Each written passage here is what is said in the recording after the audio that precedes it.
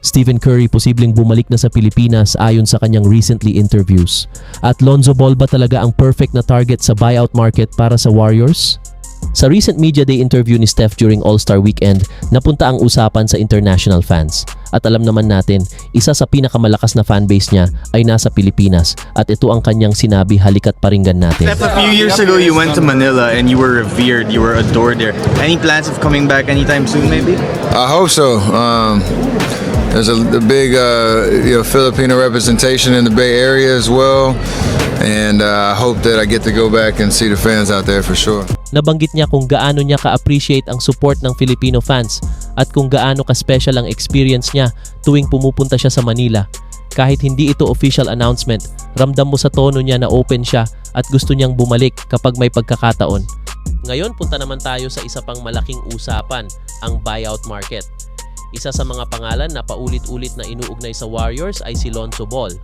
At ang tanong, fit ba talaga siya sa sistema ng Golden State? Para sa akin, oo at hindi. Pag-usapan natin kung bakit. Unahin natin ang positive. Si Lonzo ay kilala bilang high IQ point guard.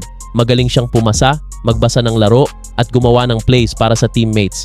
At kung iisipin mo, swak na swak ito sa sistema ng Warriors na nakafocus sa ball movement. Hindi siya ball dominant, hindi siya selfish, at willing siyang mag-adjust sa role.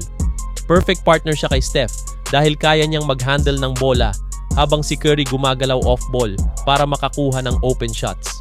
Bukod pa doon, magaling din siyang defender. Isa ito sa kulang minsan sa Warriors, yung guard na kayang bantayan ng best player ng kalaban. At kapag healthy siya, kaya niyang mag-impact sa laro kahit hindi siya nag-score ng marami. Sa totoo lang, malinaw ang kailangan ng Warriors ngayon. Isa pang playmaker, mas solid na defense sa guard position, mas malalim na rotation, at pasok si Lonzo sa mga bagay na yan. Hindi nila kailangan ng superstar, hindi nila kailangan ng high volume scorer. Ang kailangan nila ay role player na marunong mag-adjust at mag-contribute sa system, at yun ang strength ni Lonzo. Kung pagsasamahin mo ang dalawang topic natin ngayon, motivated si Steph, inspired siya sa global fans, at sabay na naghahanap ang Warriors ng pwedeng idagdag sa roster.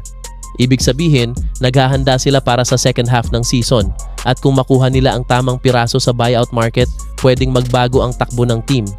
So ayan mga ka-NBA, dalawang exciting na developments. Si Steph bukas sa posibilidad na bumalik sa Manila at muling makita ang Filipino fans.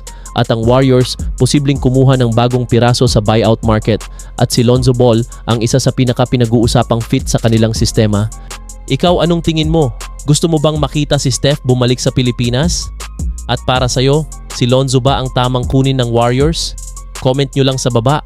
Huwag kalimutang mag-like, mag-subscribe, at i-hit ang notification bell para updated kayo sa latest NBA news at Warriors updates. Peace out. Peace.